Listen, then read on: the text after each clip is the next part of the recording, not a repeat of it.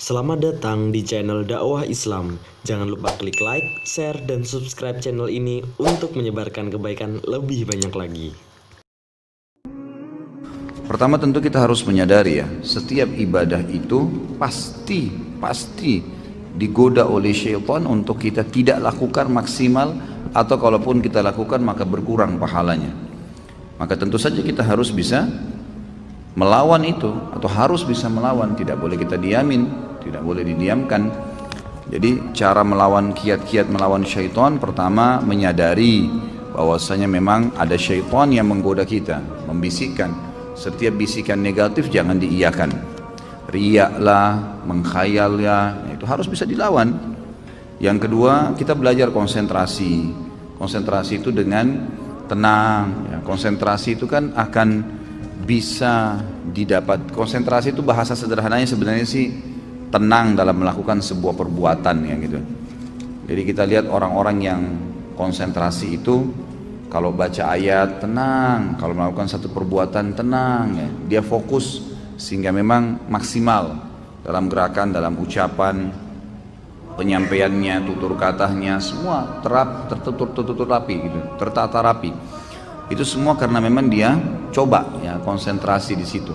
Jadi kita konsentrasi dalam sholat, dan yakinilah dalam konsentrasi itu setiap gerakan dan ucapan akan ada nilai pahalanya di sisi Allah Subhanahu Wa Taala. Ya.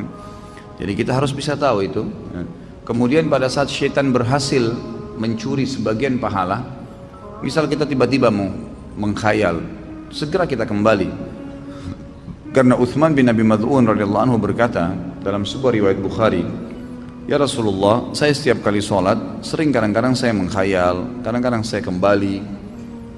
Kata Nabi SAW, itu godaan syaitan yang berjulukan atau bernama khinzib atau khanzab. Ada dua riwayat yang menyebutkan tentang barisnya ini, yang bertengkar di sebelah kiri kuping musalli, yang mengingatkan dia semua, apapun yang membuat dia tidak konsentrasi.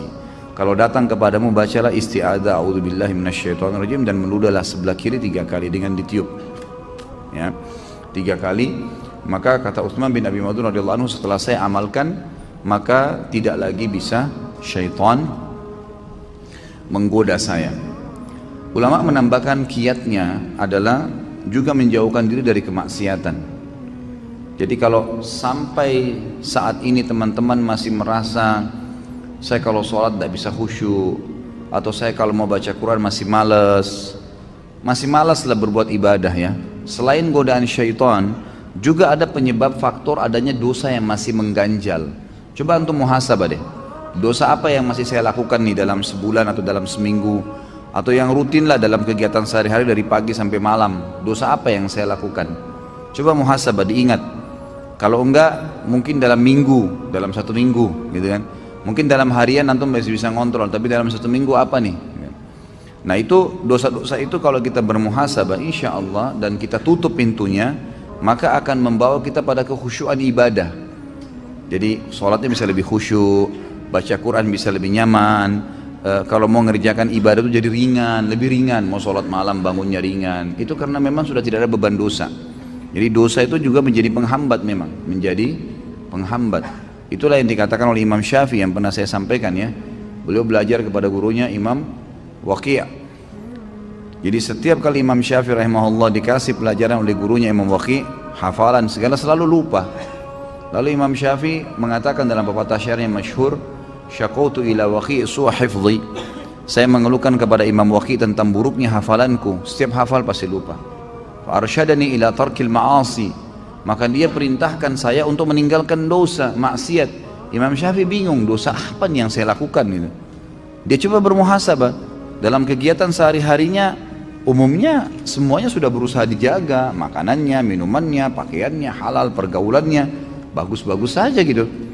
Maka dia lalu mulai melihat, ternyata gitu kan, kalau beliau mau jalan dari rumahnya ke rumahnya Imam Waqi' melewati sebuah pasar. Dan waktu itu di pasar itu masih ada perempuan-perempuan yang tidak pakai jilbab. Kadang-kadang di pasar itu ada transaksi-transaksi yang haram, ada kezaliman. Maka Imam Syafi'i bilang, tinggal ini nih yang saya belum coba nih. Ini beliau cuma lewat ya di pasar itu. nggak mampir, nggak punya toko di situ, nggak ikut transaksi. Kemudian beliau bilang, saya ganti jalurnya, tadinya lewat di depan pasar, sekarang lewat belakang pasar, dia nggak lihat pasar lagi, ke rumahnya Imam Waqi. Lalu dia hubungkan perkataan Imam Waqi setelahnya, wa akhbarani bi anna ilma nur wa nurullahi la yu'ta li 'asi. Dan disampaikan kepada saya bahwasanya ilmu itu adalah cahaya dari Allah, dan cahaya Allah tidak bisa dikasih, tidak bisa didapatkan kecuali pada orang yang bermaksiat. Dia bilang, setelah saya ubah jalur jalan saya itu, maka saya temukan kalau saya buka kitab, kata Imam Syafi'i, buka kitab, maka saya tutup sebelahnya, karena kalau saya buka ketika saya hafal semuanya, gara-gara meninggalkan kemaksiatan. Jadi memang dia bisa menjadi penghambat itu. Coba bermuhasabah, insya Allah dengan menjaga diri dari kemaksiatan, maka salah satu faktor untuk membuat kita bisa khusyuk dalam ibadah. Yang berhubungan dengan pertanyaan ini, ya, tidak boleh kita mengulang-ulangi sholat, kecuali ada udzur syar'i, batal, keluar angin, tiba-tiba teringat belum wudu, tiba-tiba baru sudah sholat, sementara sholat asar misalnya ternyata baru terdengar azan, belum masuk waktu, berarti itu harus memang dibatalin. Tapi kalau hanya karena tidak khusyuk lalu diulangin, ini godaan syaitan yang lain lagi nih, karena ini perbuatan bid'ah. Nggak boleh ngulangin sholat yang sudah dikerjakan, karena sudah dikerjakan udah nggak boleh lagi. Ya tidak khusyuk, itu konsekuensinya, resiko kita. Makanya kita harus fokus, gitu kan, fokus. Masa teman-teman sekalian kalau diundang oleh wali kota datang, kita betul-betul mengatur kata-kata kita, bahkan kita khawatir kalau ada satu kata yang terpelintir salah. Masa kita sama Allah Subhanahu Wa Taala tidak bisa menjaga itu? Jadi jangan diulangin, ya, nggak boleh ngulangin sholat secara khusus, apalagi ya berhubungan dengan masalah sholat nih, nggak boleh diulangin kecuali ada udzur syar'i. Misal belum masuk waktu tadi, gitu kan, maka baru masuk waktunya, ya kita batalin, kita sholat lagi. Atau sudah selesai sholat ternyata memang belum masuk waktu, atau tidak punya wudu, atau salah kiblat, hal-hal yang mendasar itu diulangin, gitu kan. Tapi kalau enggak, maka setahu saya nggak boleh, itu was-was, ya.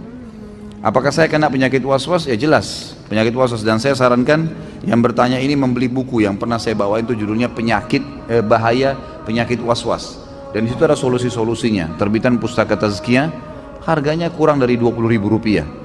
Baca dan insya Allah mudah-mudahan poin-poin di dalam buku itu akan bisa memberikan jawaban kepada Anda. Hayya 'alal falah.